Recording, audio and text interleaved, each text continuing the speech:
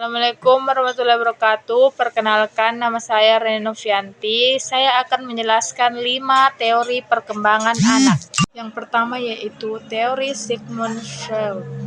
Menurut teori perkembangan psikoseksual yang digagas oleh Sigmund Freud, diyakini bahwa pengalaman di masa kecil dan hasrat alam bawah sadar berpengaruh terhadap perilaku seseorang. Menurut Freud, konflik yang terjadi pada tahapan-tahapan itu akan berpengaruh hingga jauh ke depan. Lebih jauh lagi, teori perkembangan anak versi Freud ini menyatakan bahwa pada setiap usia anak, titik hawa nafsu atau libido juga akan berbeda. Contohnya mulai usia 3-5 tahun. Anak mengenal identitas seksualnya, kemudian pada usia 5 tahun hingga pubertas akan masuk tahapan laten dengan belajar seputar seksual atau seksualitas. Jika anak tidak berhasil menuntaskan tahapan ini, maka bisa berpengaruh terhadap karakternya saat dewasa kelak. Selain itu, Freud juga menyebut bahwa sifat seseorang sangat ditentukan pada apa yang dialami sejak usia 5 tahun. Yang kedua yaitu teori Erik Erikson. Teori Erik Erikson psikososial datang dari Erik Erikson dan hingga kini termasuk yang paling populer. Dalam teorinya terdapat 8 tahapan perkembangan psikososial seseorang yang fokus pada interaksi sosial dan konflik. Jika teori Freud fokus pada aspek seksual, menurut Erikson justru interaksi sosial dan berpengalaman yang menjadi penentu kedelapan tahapan perkembangan anak ini. Menjelaskan proses sejak bayi hingga meninggal dunia.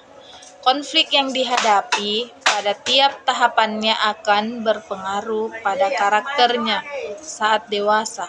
Setiap krisis bisa menjadi titik balik perubahan sikap seseorang atau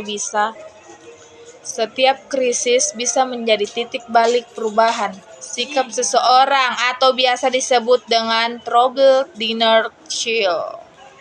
Yang ketiga yaitu teori behavioral. Menurut perspektif ini, seluruh perilaku manusia bisa dijelaskan merujuk pada pengaruh lingkungan. Teori ini fokus pada bagaimana interaksi lingkungan berpengaruh pada karakter seseorang. Beda utama dari teori yang lain adalah mengabaikan aspek seperti perasaan atau pikiran. Contoh pengagas teori behavioral ini adalah John B. Batson, B. F. Skinner, dan Ivan Pavlov. Mereka fokus bahkan pengalaman seseorang sepanjang hidupnya yang berperan membentuk sifat ketika dewasa kelak. Dan yang keempat yaitu teori Jean Piaget. Piaget memiliki teori kognitif terkait perkembangan anak, fokus pada pola pikir seseorang. Ide utama dari Piaget adalah anak berpikir dengan cara berbeda dibandingkan dengan orang dewasa. Selain itu, proses berpikir seseorang juga dipertimbangkan sebagai aspek penting yang menentukan cara seseorang memahami dunia.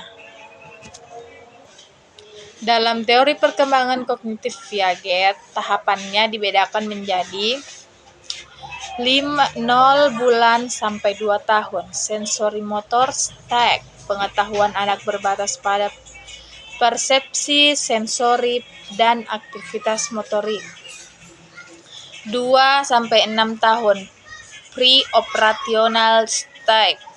Anak belajar menggunakan bahasa namun belum paham logika. 7-11 tahun. Concrete operational stage. Anak mulai paham cara berpikir logis namun belum paham konsep abstrak. 12 tahun sampai dewasa. Formal operational stage. Mampu berpikir konsep abstrak diikuti dengan kemampuan berpikir logis, analisis dedukatif, dan perencanaan sistematis. Yang kelima yaitu teori John Bowlby, termasuk teori perkembangan sosial yang paling awal dikemukakan. Bowlby meyakini bahwa hubungan sejak berperan penting dalam perkembangannya. Bahkan, hal ini akan terus berpengaruh pada hubungan sosial seumur hidupnya. Menurut teori Bowlby, anak terlahir dengan kebutuhan untuk mendapatkan attachment atau kasih sayang. Itulah mengapa anak ingin selalu dekat dengan pengasuhnya. Kemudian dibalas dengan perlindungan dan kasih sayang. Yang keenam yaitu teori Albert Bandura. Psikolog Albert Bandura mengemukakan teori belajar sosial yang meyakini bahwa anak mendapatkan informasi dan skill baru dengan mengamati perilaku yang sekitarnya. Meskipun demikian, mengamati ini tak harus selalu secara langsung. Anak yang melihat perilaku orang lain atau tokoh fiksi di buku, film, dan lainnya juga bisa belajar aspek sosial. Observasi dan melihat contoh ini menjadi bagian penting dari teori Bandura. Sekian dari penjelasan saya. Assalamualaikum warahmatullahi wabarakatuh.